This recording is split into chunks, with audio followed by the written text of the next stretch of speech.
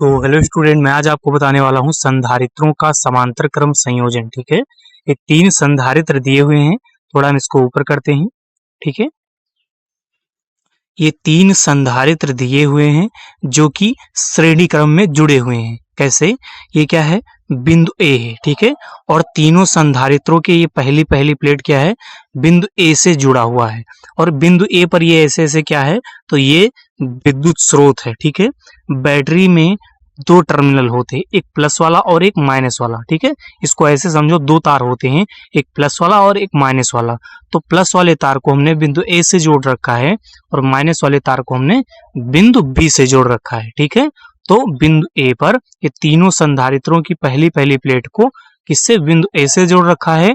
और ये जो दूसरी प्लेट है तीनों संधारित्रों की, वो बिंदु बी से जोड़ रखा है। ठीक है, और बिंदु बी को हम पृथ्वी से जोड़ रखे हैं। ठीक है, आप देख सकते हैं इसको पृथ्वी से कनेक्ट कर दिया है, जोड़ दिया है। ठीक है भैया, तो यहां से जो आवेश जाएगा वो क्या होगा? तीनों संधारित्रों पर आवेश अलग अलग उत्पन्न होंगे। ठीक है, यहाँ पर क्या है? Q1, यहाँ पर क्या है? Q2, यहाँ पर क्या है? Q3। मतलब आवेश अलग अलग उत्पन्न होगा। तीनों संधारित्रों पर आवेश जो होगा वो अलग अलग उत्पन्न होगा, लेकिन जो विभवांतर होगा V, वो तीनों संधारित्रों पर समान रहेगा। ठीक है, C का मतलब क्या हुआ? इस संधारित्र की धारिता। ठीक है, तो जो आवेश है वो क्या रहेगा? अलग अलग रहेगा तीनों संधारित्रों पर, लेकिन जो विभवांतर उत्पन्न होगा वो तीनों संधारित्र पर समान रहेगा। ठीक है, और हमें निकालना क्या है? हमें इस आवेश को निकालना है। ठीक है, कि पहले संधारित्र पर कितना आवेश, दूसरे संधारित्र पर कितना आवेश और तीसरे संधारित्र पर कितना आवेश उत्पन्न हो रहा है। ठीक है, और हमने इसी के बारे में नीचे लिखा है, थोड़ा उसको हम समझ लेते हैं। थोड़ा सा इसको ऊपर करेंगे। ठीक है, हमने क्या लिख रखा है? इस समांतर क्रम संयोजन में तीनों संधारित्रों की पहली प्लेट को बिंदु ए से जोड़ देते हैं। ठीक है, क्या लिखा है? कि समांतर क्रम संयोजन में तीनों संधारित्रों की पहली प्लेट को बिंदु ए से जोड़ देते हैं। ठीक है, आप देख सकते हैं तीनों संधारित्रों की ये पहली प्लेट को बिंदु ए से जोड़ रखे हैं। ठीक है, या जोड़ देते हैं। उसके बाद क्या लिखा है? तथा ठीक है, तीनों संधारित्रों की दूसरी प्लेट को बिंदु बी से जोड़ देते हैं। ठीक है, से जोड़ देते हैं। ये देख लीजिए आप, ये तीनों संधारित्रों की दूसरी प्लेट को, ठीक है, दूसरी वाली प्लेट को किससे? बिंदु बी से जोड़ देते हैं। उसके बाद क्या लिखा है? इसको हम थोड़ा सा ऊपर करेंगे। ठीक है, जिनकी धारिता C1, C2, C3 है। ठीक है, इनकी धारिता क्या है? आप देख सकते हैं, इनकी धारिता है भैया C1, C2 और C3। ठीक है, उसके बाद क्या लिखा है? इसको थोड़ा सा ऊपर करेंगे। उसके बाद लिखा है, जो A व B के बीच समांतर क्रम में जोड़े गए हैं। ठीक है, ये तीनों संधारित्र की जो धारिता है वो A और B के बीच समांतर क्रम में जोड़े गए हैं। ठीक है, उसके बाद क्या लिखा है? इसको थोड़ा सा ऊपर करते हैं।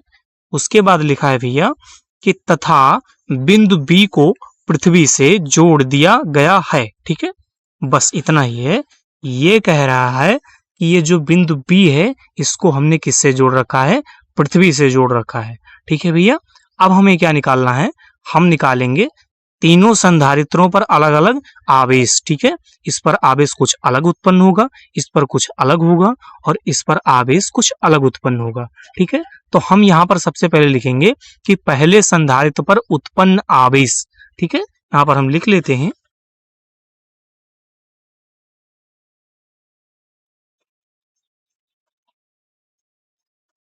ये क्या लिखा हमने? कि पहले संधारित्र पर उत्पन्न आवेश। ठीक है, पहले संधारित्र पर उत्पन्न आवेश क्या होगा? Q। ठीक है, हम Q को कैसे निकालेंगे? तो धारिता के फॉर्मूले से ही हमें निकालना होगा। ठीक है, तो धारिता का फॉर्मूला क्या होता है? C बराबर, ठीक है, C बराबर Q अपान का V। ठीक है, हमें निकालना क्या है? Q। ठीक है, तो Q को हमें आगे लाना पड़ेगा। यहाँ हम 1 मान लेते हैं। ठीक है, Q इकन्ना कितना हो जाएगा? Q हो जाएगा। उसके बाद क्या? बराबर, और C V हो जाएगा। ठीक है, कैंची गुणा हमने कर लिया है। ठीक है, तो क्या हो जाएगा? Q बराबर C V। ठीक है, तो यहाँ पर हम लिखेंगे Q1 इक्वल टू क्या हो जाएगा C1V। ठीक है, आप देख सकते हैं यहां पर हमने क्या निकाल रखा है, Q इक्वल टू क्या है CV। ठीक है, वही लिखा है हमने, Q1 बराबर CV। ठीक है, यहाँ पर C1 है तो 1 कर दिया है, यहाँ पर Q1 है तो 1 कर दिया है। ठीक है भैया, अब हम इसको थोड़ा सा ऊपर करेंगे और लिखेंगे दूसरे संधारित्र पर उत्पन्न आवेश।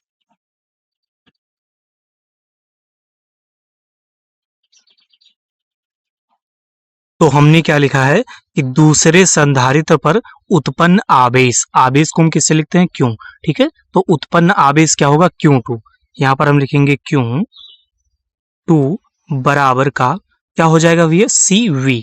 ठीक है, C2V। ठीक है, क्योंकि यहाँ पर क्या है C2, तो यहाँ पर लिखेंगे C2 इंटू V। ठीक है, अब हम थोड़ा ऊपर करते हैं और लिखते हैं तीसरे संधारित्र पर उत्पन्न आवेश।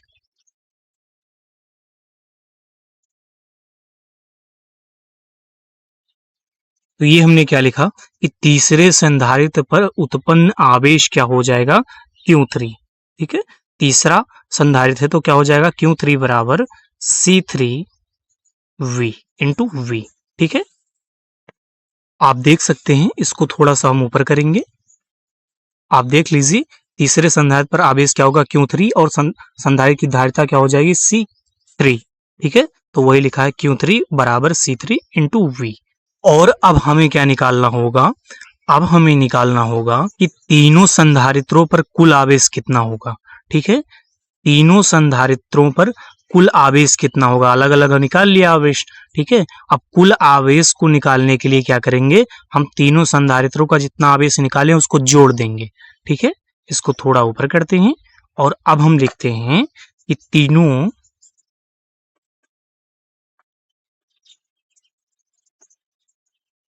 ठीक है, हमने क्या लिखा कि तीनों संधारित्रों पर कुल आवेश। ठीक है, तीनों संधारित्रों पर कुल आवेश क्या हो जाएगा, इसको थोड़ा सा ऊपर करेंगे, हम तीनों को जोड़ लेंगे। ठीक है, Q equal to Q1 plus का Q2 प्लस का Q3। ठीक है, इस तीनों का ये Q1 plus Q2 plus Q3। ठीक है भैया, अब हमने Q1 का मान क्या निकाला है, Q1 बराबर CV। ठीक है, और Q बराबर पहले से ही क्या होता है आप जानते हैं, मैंने निकाल रखा है पहले से। ये देखिए Q बराबर CV, तो इसके स्थान पर क्या हो जाएगा CV।